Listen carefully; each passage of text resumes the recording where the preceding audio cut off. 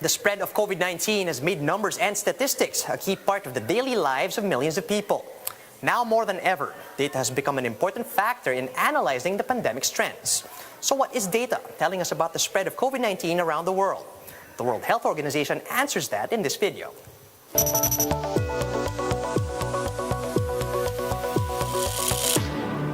Hello and welcome to Science in 5. I'm Vismita Gupta-Smith and these are WHO's Conversations in Science.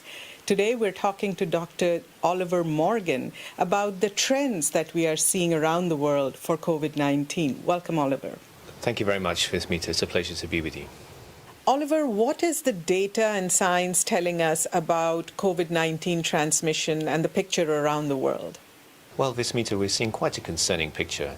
Throughout the months of March and April, there has been a steady increase in the number of cases each week, and the weekly number of cases is now higher than in any time in the pandemic. We've also seen that the number of cases in younger adults and children might be higher than in previous periods of the pandemic. We think overall the increase in cases and the higher number of cases in younger people is due to three factors.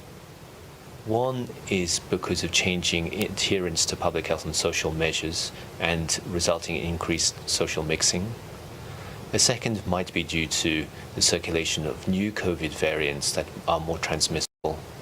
And the third is because of uneven or unequal distributions of vaccines. On vaccines, Oliver, could you please give us what is the picture that's emerging as more and more countries are vaccinating? What is data telling us? Well, we have good information from scientific studies that individuals who receive a COVID-19 vaccine are at a lower risk of severe disease or death. We've also seen that several populations that have achieved high vaccination coverage, often in older age groups, have seen reduced transmission in those age groups. However, not all populations have been able to achieve high vaccination coverage, and we still see circulation of COVID-19 in all age groups, and especially in the younger age groups who are not vaccinated. For this reason, it's very important that we all continue to adhere to public health and social measures to reduce the occurrence of transmission of COVID-19. So, Oliver, based on the trends that you described and the picture that you just painted, what is the way forward for us in this pandemic? Public health and social measures are an important part of what we all must do, even though people are getting very tired. Public health and social measures include a number of different actions, such as wearing masks, maintaining distance between each other, washing our hands frequently. When we do need to meet, it's important that, where possible, we meet in places with good air circulation.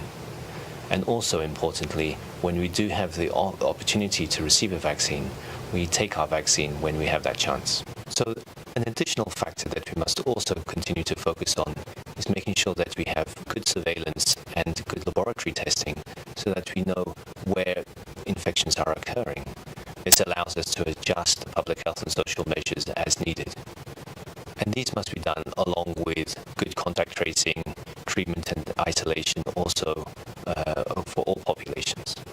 It is also important for us to keep investing in science, both on vaccines, but importantly on treatments as well as laboratory tests for COVID-19 so that we can improve our interventions as we go forward.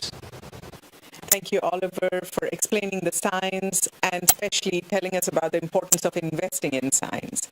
Until next time then, stay safe, stay healthy, and stick with science.